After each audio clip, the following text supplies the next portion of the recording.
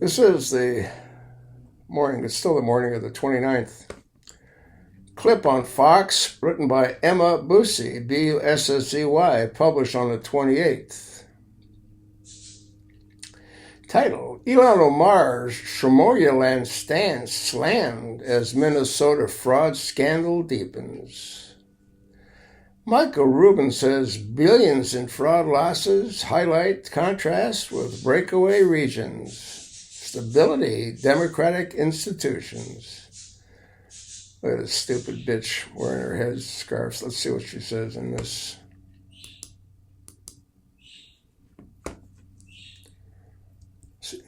There's an ad there first. Always an ad.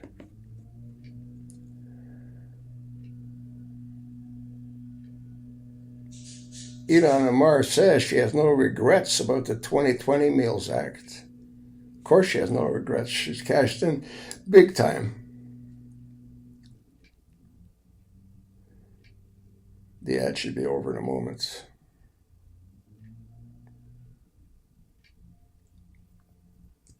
And do you regret pushing forward that bill, the Meals Act? Do you think it led to the fraud? Absolutely not. It did help feed kids. Congresswoman, the ICE director is saying now that your son was not pulled over by ICE. How do they know that? He's saying there's no evidence. How do they know that? He didn't specify, but he's saying that. Is he saying he didn't get documentation of all the people they pulled Get rid of over? her. He hasn't Because we've been asking for that information, we haven't gotten it from them. So if ICE is confirming now that they collect data and refusing to provide it to members of Congress, then that's an interesting omission. He's also saying that your anti-ICE rhetoric has put agents in danger. What's your take on that, your response to that? Well, their crackdown has terrorized my community, so they need to stop.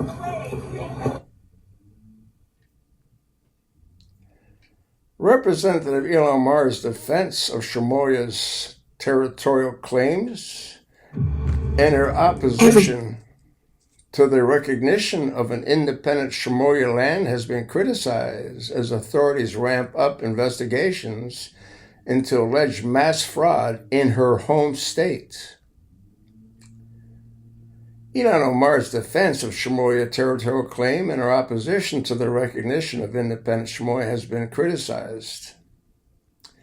One analyst argued that corruption scandal allegedly involving Shomoya communities in Minnesota is relevant when contrasting failures in Shomoya and the stability of Shomoya land, an autonomous region that Omar has opposed recognizing. Michael Rubin, a senior fellow at the American Enterprise Institute, claimed highlighting the difference between the two regions mattered. The corruption exposed in Minnesota mirrors the governance failures that have plagued Shomoya for decades, Rubin told Fox News Digital.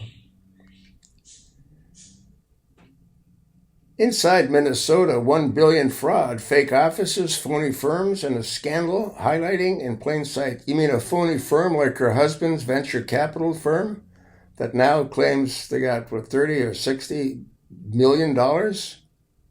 That's how they funnel the money. Thing's a joke. Somaliland has chartered a different course entirely, relying on internal accountability rather than international assistance. And a distinction matters right now, he said.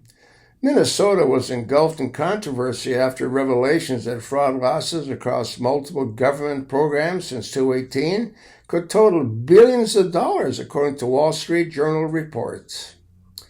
Federal authorities have also already dismantled a $250 million scheme tied to the Feeding of Our Future case, for example, which resulted in 78 indictments and dozens of convictions. The case was described by the cross-eyed FBI Director Kash Patel as the tip of a very large iceberg. The scandal gained renewed attention over the weekend after independent commentator Nick Shirley focused a viral video showing shuttered daycare centers that had billed the government millions of dollars while providing to serve few, if any, children. Omar has since defended her support for the Mills Act legislation critics say weakened oversight safeguards, later exploited by fraudulent operators. Rubin, however, argues Omar's broader worldview on Somalia also raises questions about her goals. When Omar left Somalia, but Somalia never left her, Rubin said. In her Somalia language speeches, she refers to Somalia as her home, not America, and so it's clear she appears to seek to advance Somalia interests on a global stage. Send the bitch back! He claimed Omar's opposition to recognizing Somalia is driven by internal Somalia politics rather than U.S. strategic interests.